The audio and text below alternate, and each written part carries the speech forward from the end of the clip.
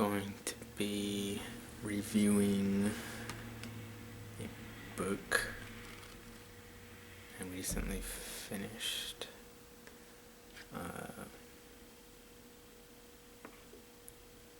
Been wanting to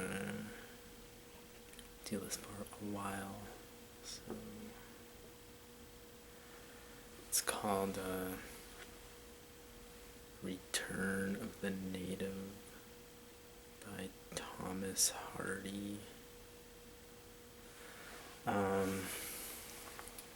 It's my first time reading Thomas Hardy, so it was interesting, I suppose, but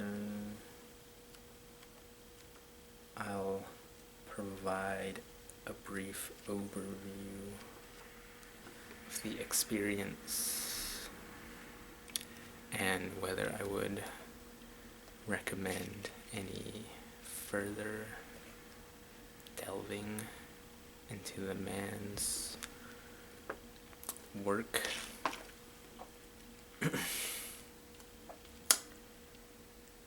So before I go any farther, I'd like to point out that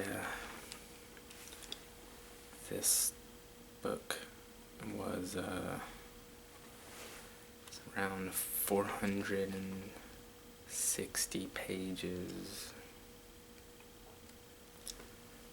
but despite that, the pace was pretty quick, and the action had a tendency to move pretty swiftly. It had a decent flow to it after a while, that is.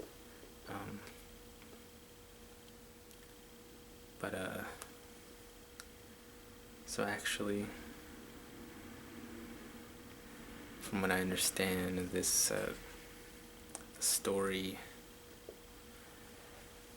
takes place on a fictional heath, and so the landscape tends to play a large role in the story.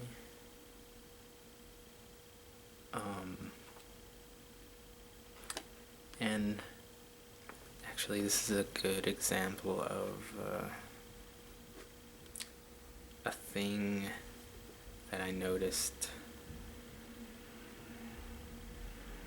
that happens when I read certain books, and it could be a bit discouraging, but I try to relate my experience to other people in hopes that it's not just me that notices that or goes through that, but it might also help with other people's reading experiences if they don't feel like it. But let's try to make this one quick. It was a bit impromptu, but like I said, it's around 464 pages, which isn't really that much, but I'm not sure why I decided to read this. I guess it sounded interesting, and it had decent cover art. There's the back there. Just focus. Trees. Which will all make sense, but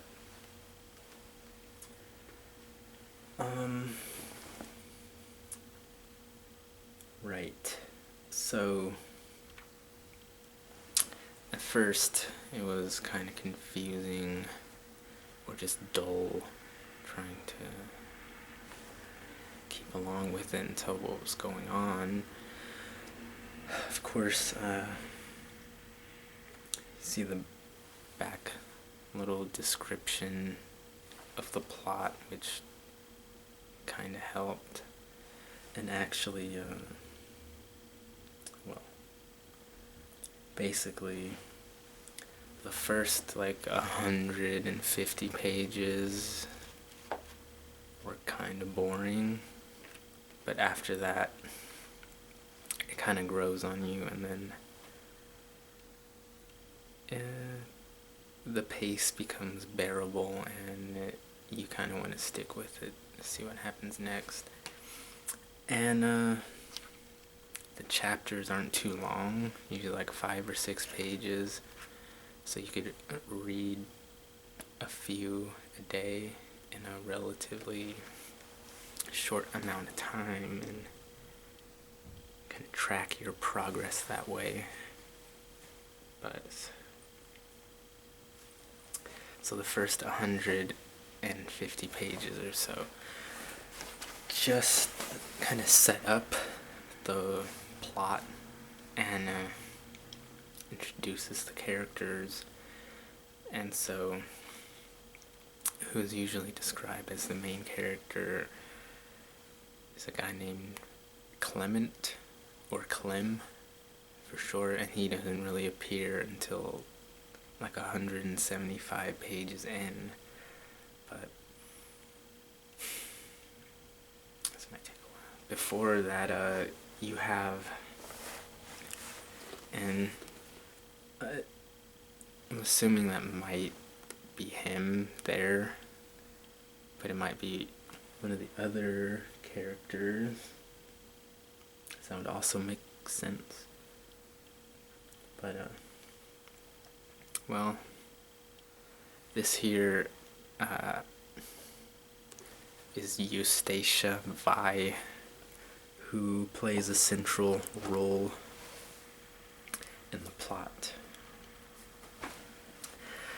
And the story opens up claiming something about 3 women, and so she's one of them. The other must be Thomasin Yeobright, which I'm assuming Thomasin is the female version of the name Thomas. On the other hand, then you have Mrs. Yeobright, who's Clem's mother. And so there's Clem Yeobright, and then some other characters, central ones. There's Venn, Diggory Venn. He's a reddleman, which is a profession that has gone out of fashion and it's basically obsolete, but apparently he travels throughout the heath in his horse carriage and sells kind of mineral that's helpful for farmers and gardeners. It's like a red powder, which is where the name Reddleman comes from. And I guess usually when he's described, or people of that trade are described, they're like all red because of the mess that makes. But that isn't really a central plot point or anything, but I guess more so has to do with character development. While we're at it, I guess I should mention that Venn apparently has taken an interest in Thomasin, and might get a bit complicated without that much preparation, but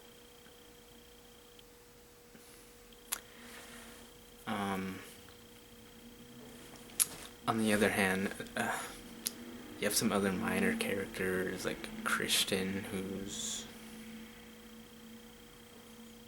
described as eccentric, but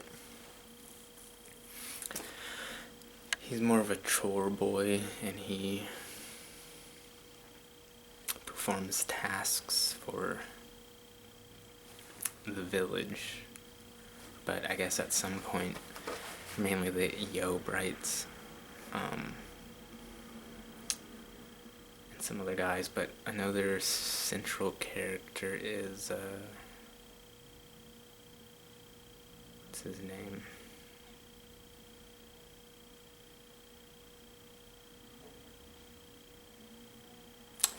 Not Vin, but Clive Owen, Tiggery, Stacia, and Vi. Oh, me as well. Marcus. Oh yeah, Wildeeve. Right. So the other character is Wildeeve, Damon Wildeeve, and he was originally paired up with Eustacia, her here, and I guess this is more of a synopsis than a review. It's just a quick review of the plot points, but Eustacia, of course, is typically pretty dreamy, and she's not well liked on the heath by mothers. A lot of the boys tend to fancy her, but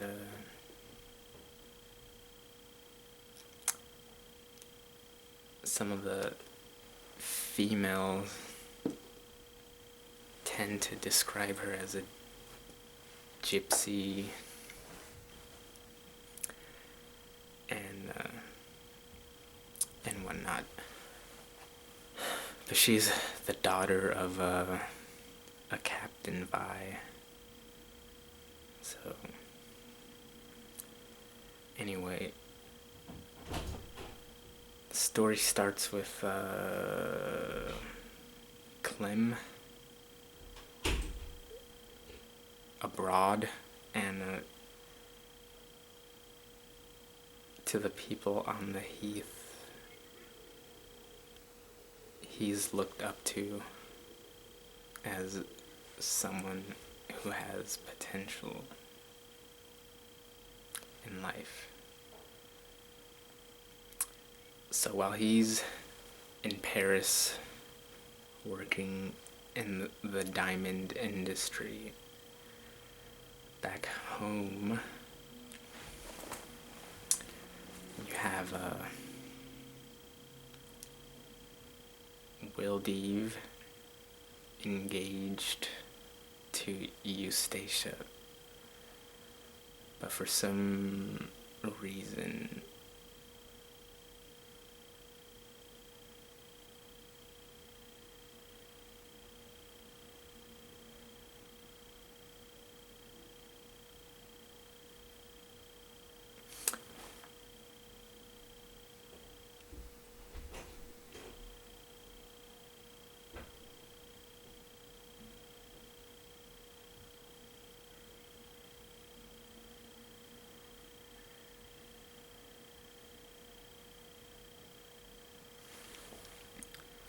no, right. So obviously there's like a love triangle, but yeah, that doesn't work out, and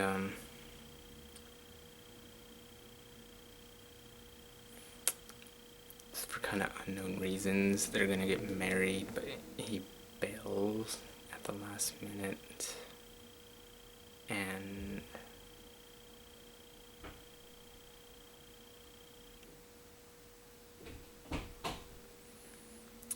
attempts to seek something more promising.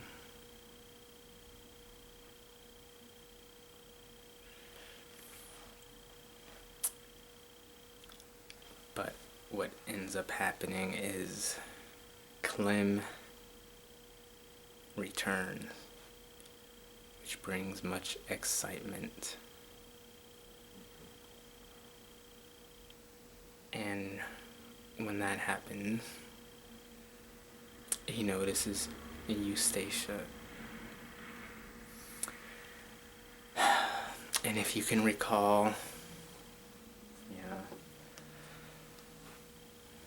the story takes place on an imaginary heath, which is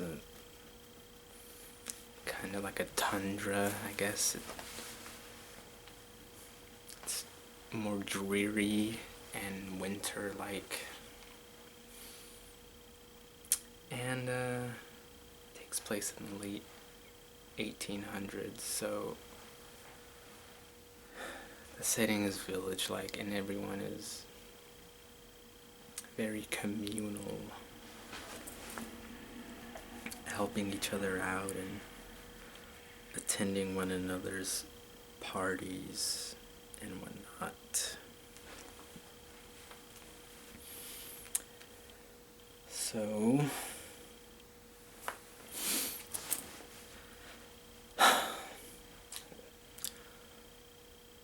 once that happens, of course, Mrs. Yeobright objects to his interest in Eustacia because she wanted him to marry his cousin Thomason,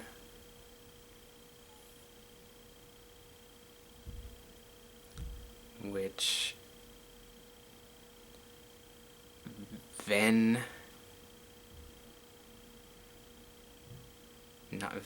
Wildew was originally engaged to before breaking her heart.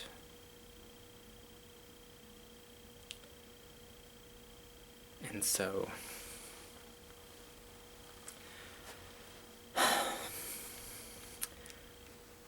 when Clem comes back, Eustacia also notices him and imagines him to be the solution to all of her perceived issues.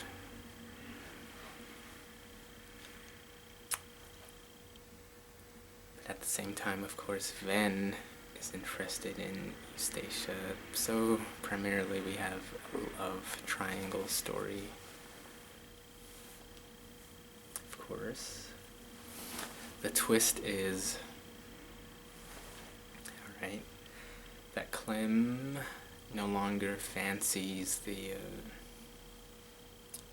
high octane upper class lifestyle that he presumably had in Paris. And since he was working in the diamond industry, he is tired of all the corruption that he saw, all the beauty in exchange for ignoring the hardships that plague many common folk.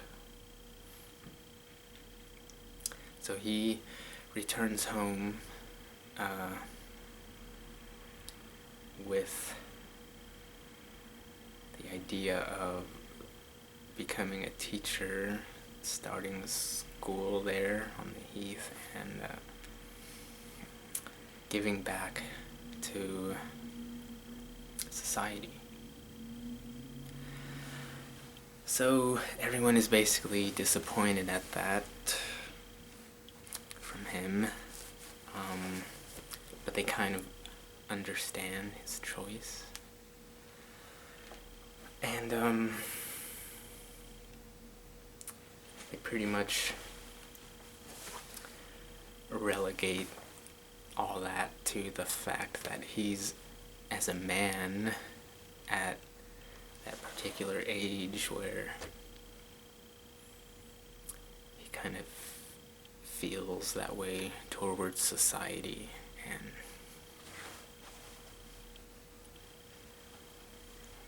just kind of decides to rebel in a way.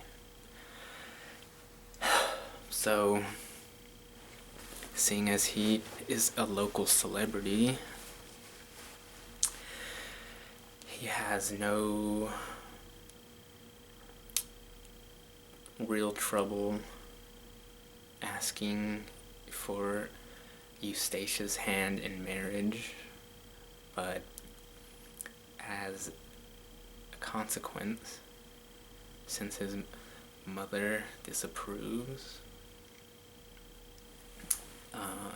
she doesn't attend the wedding and basically cuts off all contact with them. On the other hand, you have Thomason and Wildeave.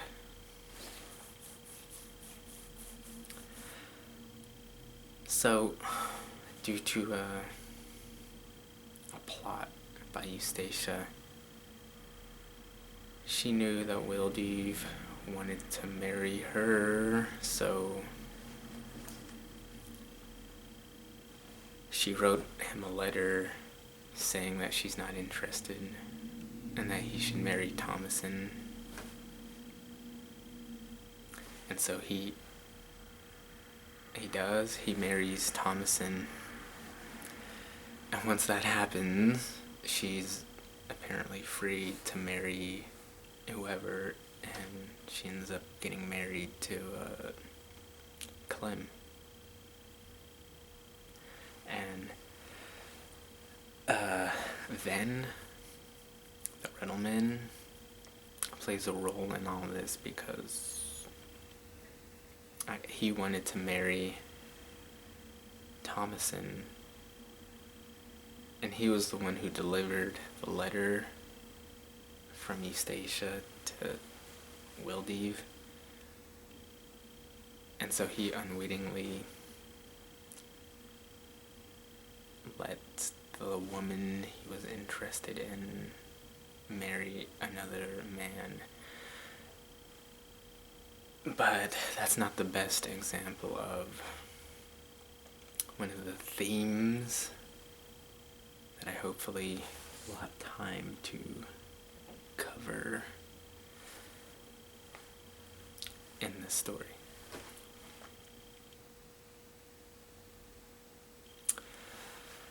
So, alright, so get this. Once everyone is married and happy,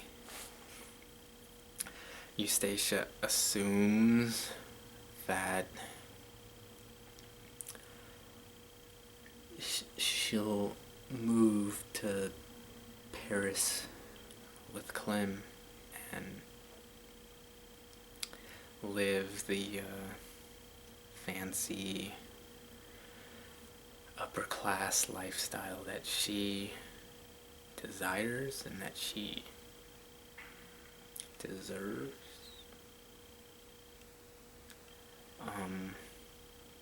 But he quickly lets her know that that part of his life is behind him and he's tired of it, and that he would rather settle down to not necessarily a more comfortable lifestyle, but a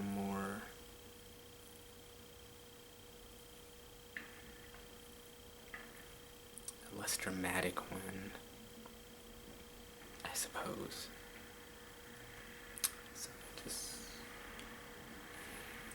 And so she isn't necessarily disappointed, but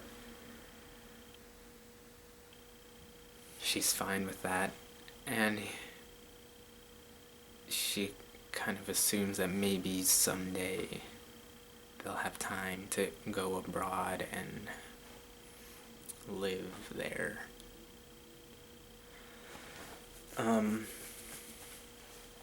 So how, of course his mother also disapproves not just of his marriage, but of his career change,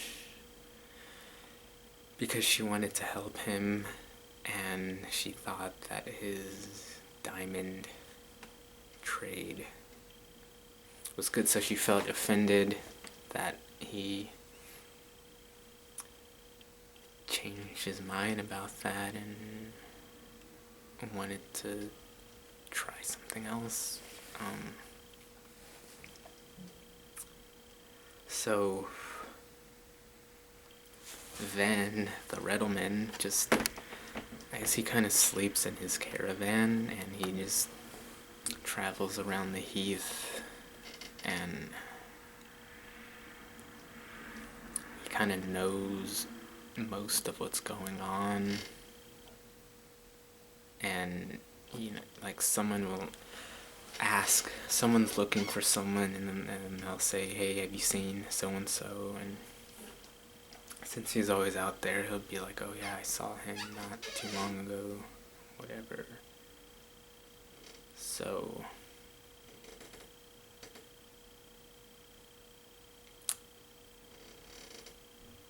pretty much Clem, in order to fulfill his project, what he does is he studiously pours through all his books to prepare for his teaching gig, I guess. And one day he becomes sick.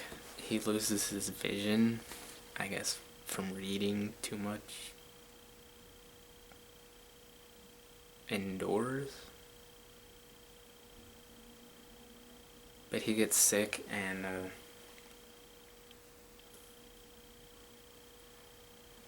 his vision is impaired, but it gets better over time. And so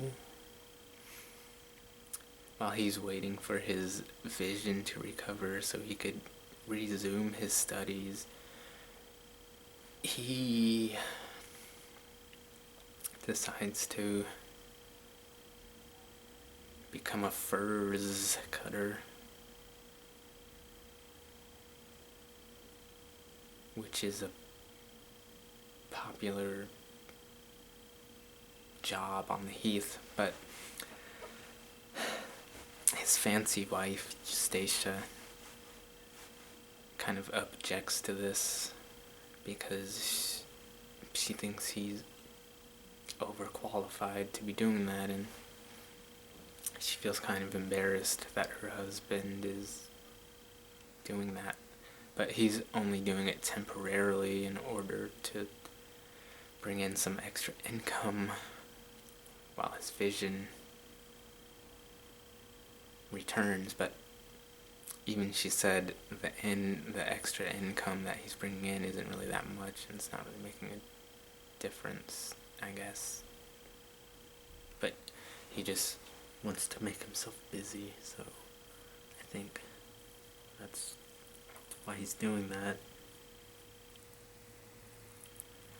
On the other hand, Thomason feels neglected in her marriage, so she goes to see Miss Yeobright, who's now living alone since Clem moved out with his wife.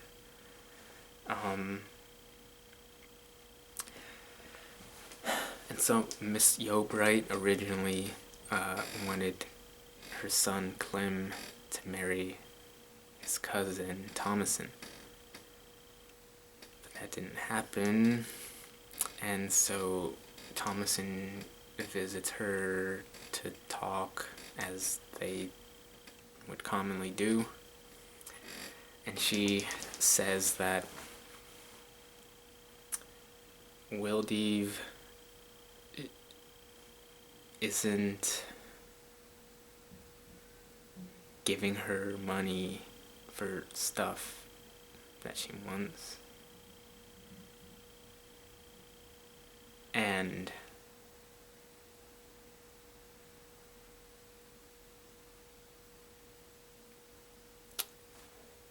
so then Miss Yeobright reveals that she has an inheritance for her. She was kind of waiting for the right time for it.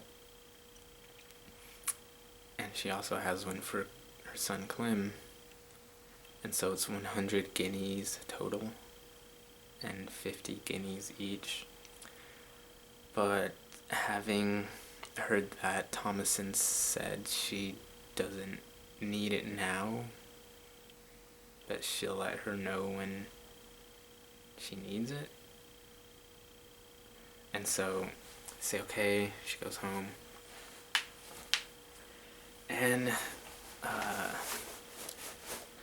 guess we're getting here to one of the central themes in the story, which I originally wanted to mainly talk about. But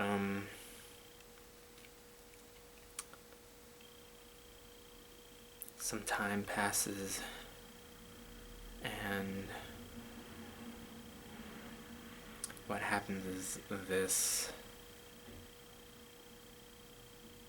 Basically,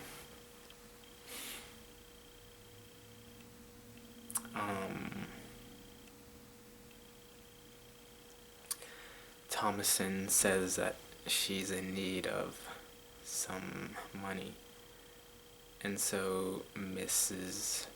Yeobright decides to send her share. And so she has Charlie, or Christian, rather, deliver it. And that is something that goes on throughout the entire story. People are just walking from here to there on the heath. You could probably look up a picture of the map. It's called Agden Heath. But they walk to and fro, as you may have heard. And so basically Christian is on his way to deliver the package to Thomasin, and while he's at it, I guess he's gonna go deliver it to Clem as well. But it's dark, and what happens is he gets sidetracked because there's like a party going on, and he goes over there and they're having a raffle. And so Wildeeve is there, and someone convinces him to enter the raffle. So he does, and he wins. And he wins a dress, but he complains that he has no woman in his life to give the dress to, but they say just hold on to it because you might come in handy someday. And so he starts to leave, and then Wildeeve stops him, and he's like, oh, which way are you going? Then he's like, I'm going that way. Then he's like, I'm going that way too. But he can't tell him that he's delivering the guineas to his wife, because the whole thing started by his wife complaining that the husband isn't sharing funds with her. But what happens is that he ends up telling him anyway because of the gamble that won Christian the dress. So he never really gambled before, but he becomes interested in it. And Wildeave tells him that he would be a good gambler.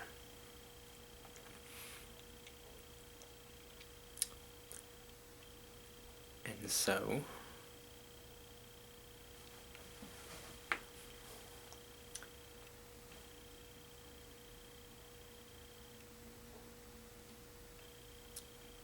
spoilers, but what happens is that they just start gambling for fun, and Christian is using some of the guineas that Mrs. Yeobright had him deliver, but he ends up losing a few, so he tries to win him back. And obviously, he ends up losing all the 100 guineas to Wildeave, and then he just like runs away. He goes home, and he tries to explain that it's the same difference because he's the husband anyway. But what he doesn't know is that only 50 of the guineas was for them, whereas the other 50 were for the Yeobrights. You know, Clem and Eustacia. So that happens, but while that happens, then the Reddleman, of course, was nearby, and he saw the whole thing, so he goes, and he gambles Wildeave, and eventually he wins all the 100 guineas back, and so he goes and he gives those to Thomason, but he also didn't know that only 50 were for them and the other 50. But all that gets sorted out eventually. But that is one of the things that often happens in this novel. Later on, it starts to happen so frequently that it becomes almost comedic. But so yeah, probably not gonna have enough time to get to all of that. However, I would be willing to discuss it. But lastly, not really, but what happens next is after a bunch of stuff, Mrs. Yeobright, the mother,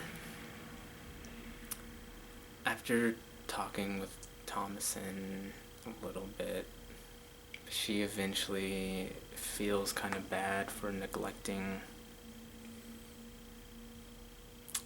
her family, I guess, on such silly premises.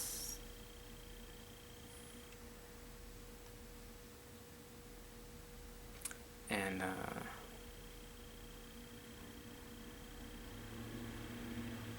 she decides to pay them a visit because the premises on which she was upset, she realizes aren't really worth it.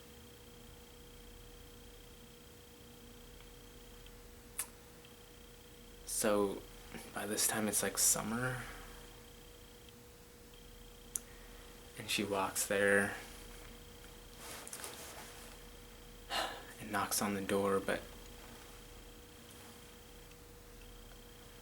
also at this time Vildiv decides to pay them a visit, and at this time Clem is sick in bed and he's taking a nap. And so Vildiv enters the house and he talks to Eustacia a little, and he just says that he still likes her and he wishes he married her instead, but she's like, whatever. And then the mom knocks on the door, and Eustacia looks out the window, and they see each other, but she doesn't want to let her in because Vildiv is in the house, and they just want to avoid any misunderstanding. As you can see, the novel is built around the idea of misunderstanding. So she has Vildiv go out a different exit, and by the time she gets back, she goes to open the door to let Mrs. Yeobright in, but I guess she took too long, and then she just decided to leave and walk home.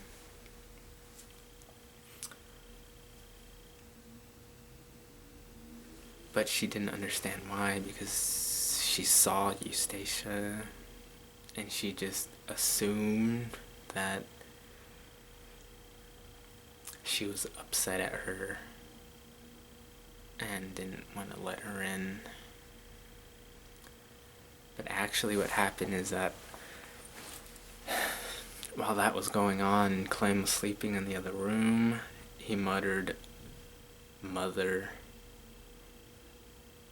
around the time she knocked on the door, and so they both actually assumed that he was getting up to open the door for her, but he was just dreaming and sleep talking.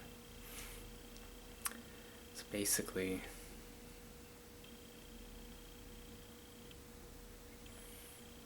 when Mrs. Yeobright decides to walk home, she basically dies, and she gets bit by a snake, and kind of dies from exhaustion and the snake bite. And so Eustacia was kind of surprised that Clem wasn't actually going to go open the door, that he was just sleep talking. So all that could have been avoided, and that's the whole misunderstanding thing.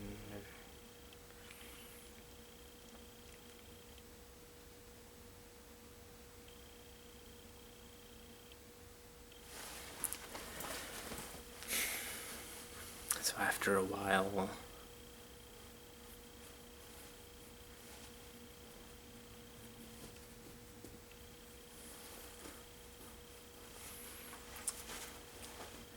Clem eventually finds out that Eustacia didn't open the door for his mom, and so he gets mad, kind of, and he says that he'll leave the house, but Eustacia objects and says that she'll leave instead. So she leaves, but after a couple weeks, he feels bad and he writes her a letter saying to come back and that he's sorry or whatever. But it's hard to say if their marriage will be reconciled, because Eustacia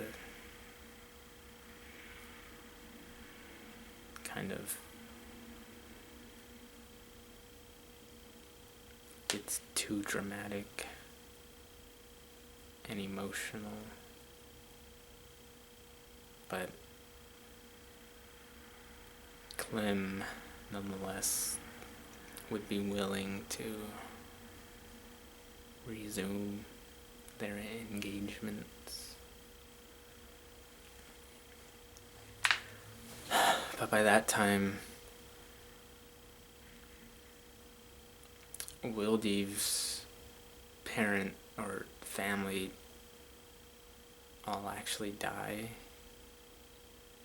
in some accident, and so he ends up inheriting, I think, £10,000 or so. And then Eustacia, if you remember the overall plot, Eustacia kind of regrets not marrying him after that. So she plans to go to Paris anyway because she thinks Clem is still mad at her. And Wildeve also doesn't really care for Thomasin that much. And he wants to run away with Eustacia, but she's not necessary. She said she has to think about it, and she'll let him know, basically, if she thinks it's a good idea, whether he should come or not. But she talks him into helping her make it to Paris, and I guess he's gonna give her some basic funds to survive on for a little. But he was thinking about it, and he figured it would be better if he just went, if they went together.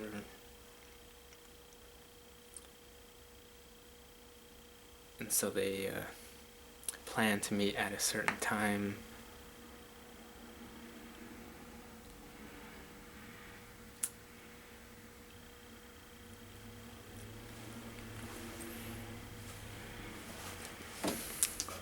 So again, before she gets the letter,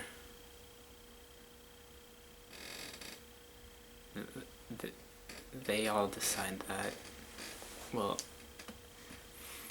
yeah, that's decided before she gets the letter. She leaves, and she's at her dad's house. Her dad saw the letter. He tried to give it to her, but she didn't want it at the moment, and she left.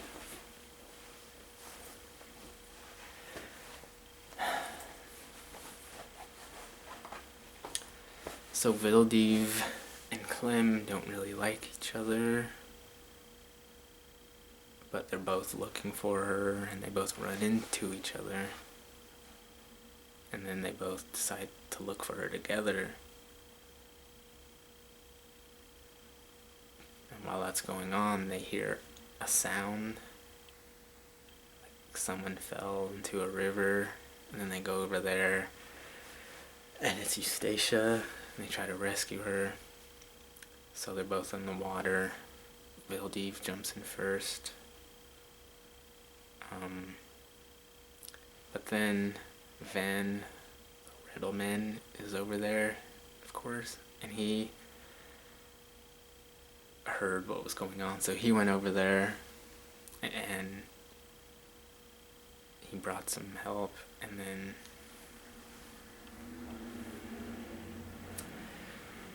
he gets all the people out that were in the river, but Eustacia and Wildeve died, but Clem was able to make it out. He was there in Eustacia was all the way at the bottom, and Vildiv was in the middle, hanging on to Clem. Yeah. So anyway, again, all that could have been avoided, I guess. So at this point, Thomason and Vildiv actually had a child, and they named her Eustacia Clem after them. And they found that out right after Clem found out that Eustacia was partially responsible for his mother's death, and just thought it was odd that the child was named after both of them, because they had temporarily broken up right before they found out that the child was to be named after them. So again, some months pass, and Thomason and Clem are living together since they're related, and the Redelman then kind of retired and took up a different trade, and I guess he's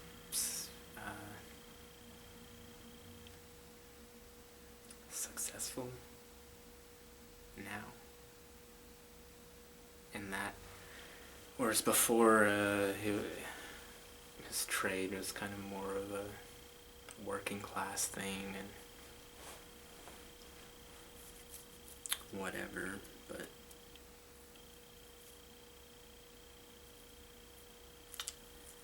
so the whole time Clem is thinking that he should maybe find a new wife. Yeah.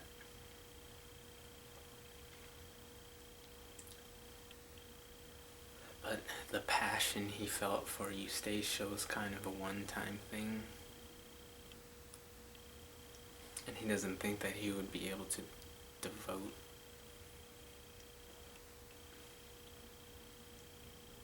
that much love to another woman. But he was just thinking about it, and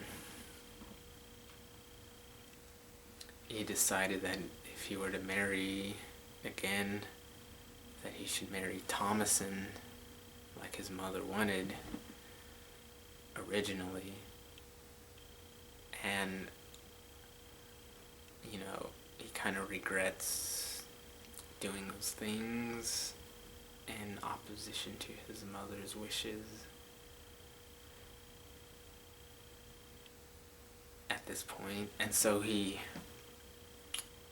ultimately decides that in addition to opening up a night school, that he'll become a preacher.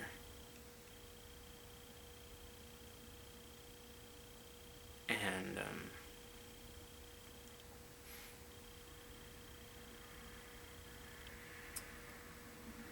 so I guess at this point he's not too concerned with trying to impress everyone in an overt way, or to fulfill their images of him. He just wants to fulfill some kind of personal form of completeness that he thinks will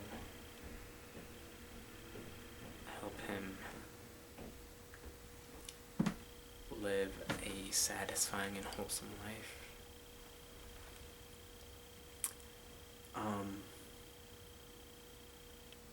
So he wants to focus on the 11th Amendment there.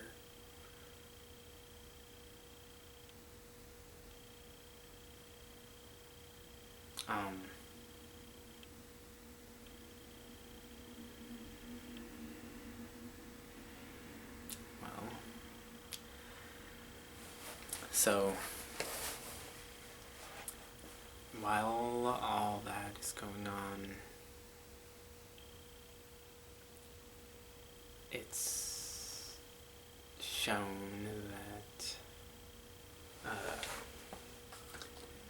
Thomason has been storing up any funds that she comes across in order to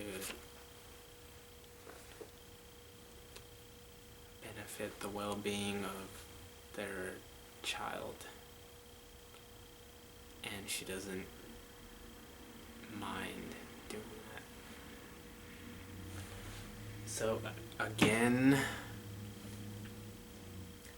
after Clem's decision, he goes to let Thomason know that ultimately he thinks it would be a good idea for them to get married. But of course, right before that, he notices that she appears to be troubled. So he asks her what's wrong, and she tells him that she's thinking about getting married. And he asks who, and instead of saying him, she says Ven, the Riddleman. And so this comes off as quite a surprise to him, but as far as themes go, I guess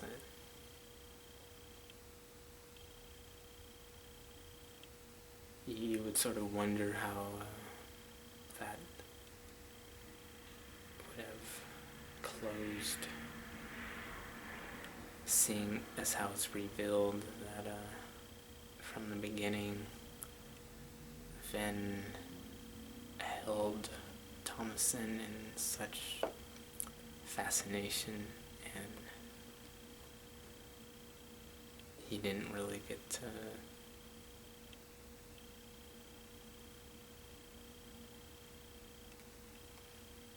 interact with her much due to a series of unfortunate circumstances.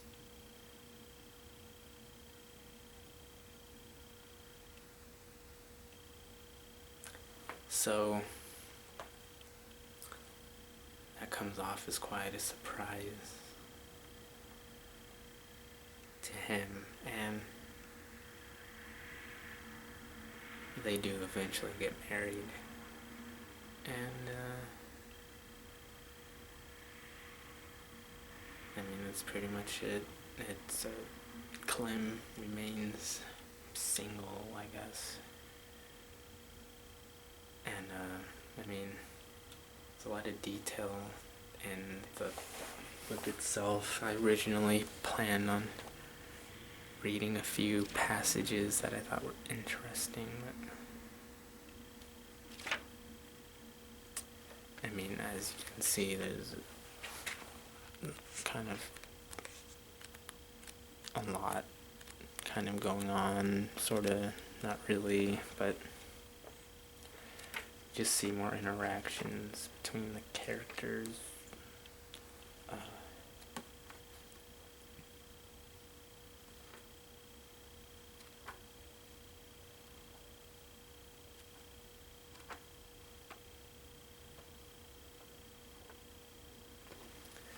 So yeah, it's almost as if the heath itself is a character, and these people that live on it are just another part of nature, like grass or weeds or tiny animals. But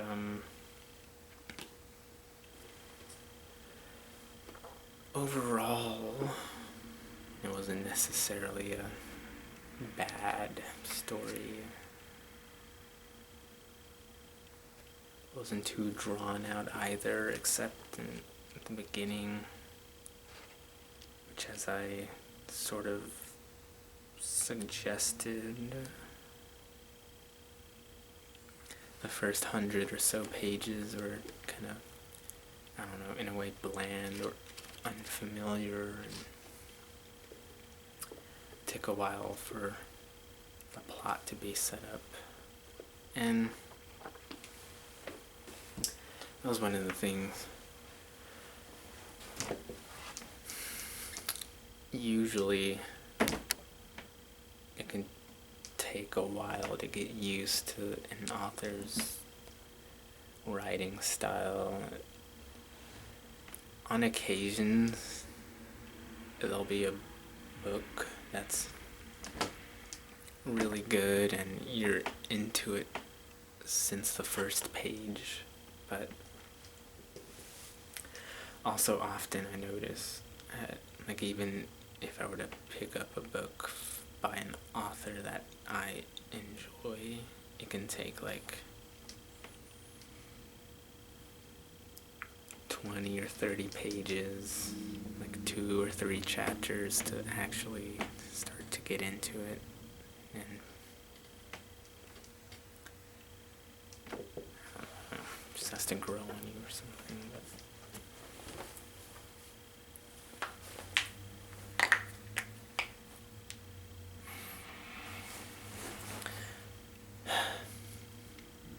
So, yeah, I don't really like rating stuff like that, but on the whole, I have to give it like a solid 3.5 or 4 out of 5, 3.5. So,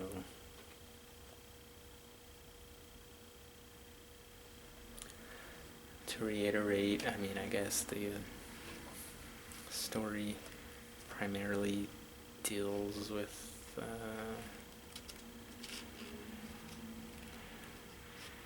the misfortunes that can happen due to simple misunderstandings that could have been cleared up in the first place. It kind of reminds me of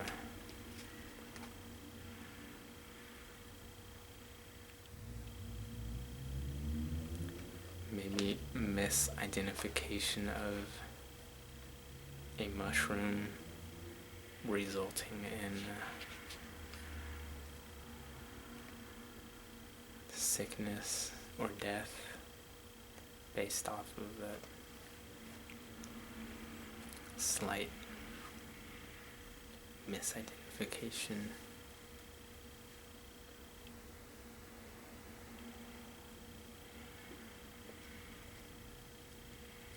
That, of course, could have been avoided.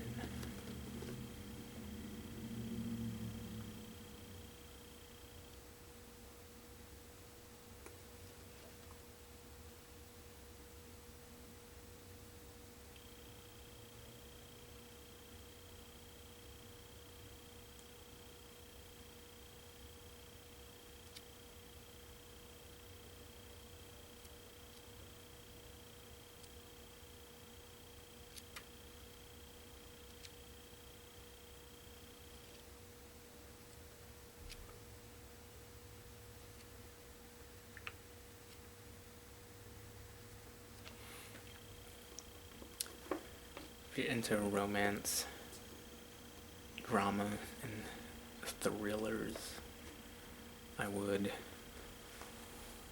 heartily recommend